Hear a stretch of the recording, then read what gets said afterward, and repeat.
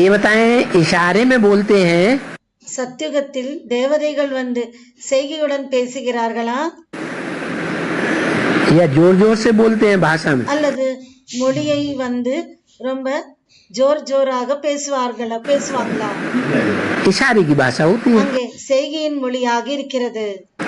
बाकी हिंदी से मिलती जुलती भाषा होगी। மற்றபடி இந்தி அந்த மொழியுடன் கொஞ்சம் ஒத்து போகிறதாக இருக்கும்। जो बाप की भाषा, எது தந்தையின் மொழியோ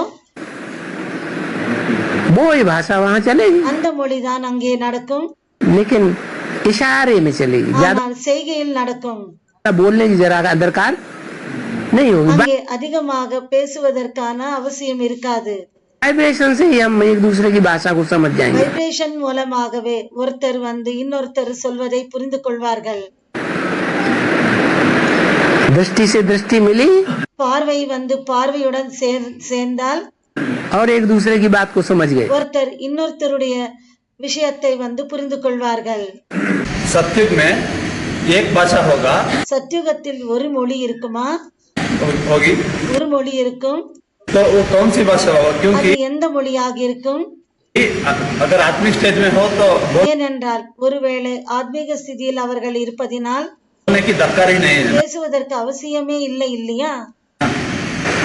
लेकिन 9 लाख में से ஆனால் 9 லட்சத்திலிருந்து जो नंबरवार होंगे आत्मिक स्टेज में, அங்கே அவர்கள் வந்து வரிசை கிரமமாக ஆத்மீக ஸ்திதியில் இருப்பார்கள்।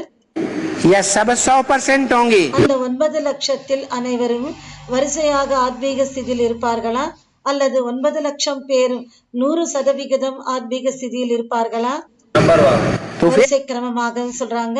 அப்ப பிறகு जो नंबरवार की स्टेज में होंगे யார் வந்து வரிசை கிரமமான ஸ்டேஜில் இருப்பார்களோ उनको थोड़ा देवान रहेगा या नहीं? அவர்களுக்கு கொஞ்சம் தேகாபிமானம் இருக்குமா இருக்காதா? தேக உணர்வு இருக்குமா இருக்காதா?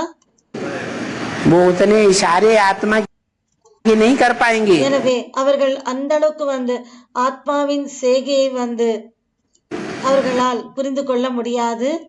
क्या என்ன? ऐसी दृष्टि उनकी वृत्ति इतनी तीखी नहीं होगी। அவர்களுடைய திருஷ்டியும் மற்றும் விருத்தியும் அந்த அளவுக்கு தீவிரமாக அதாவது ஷார்ப்பாக இருக்காது।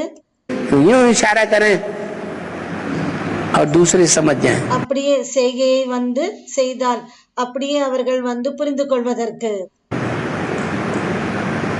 इसलिए प्रजा वर्ग में 4th क्लास प्रजा, எனவே அந்த பிரஜைகளின் பிரிவில் 4th கிளாஸ் ஆக இருக்கிற பிரஜைகள், 3rd क्लास प्रजा, 3rd கிளாஸ் பிரஜை, नंबर 2 की प्रजा, 2வது நம்பருடைய பிரஜைகள் वो थोड़ी सी हिंदी बोलती है। கொஞ்சம் அவர்கள் இந்தியை பேசுகிறார்கள்।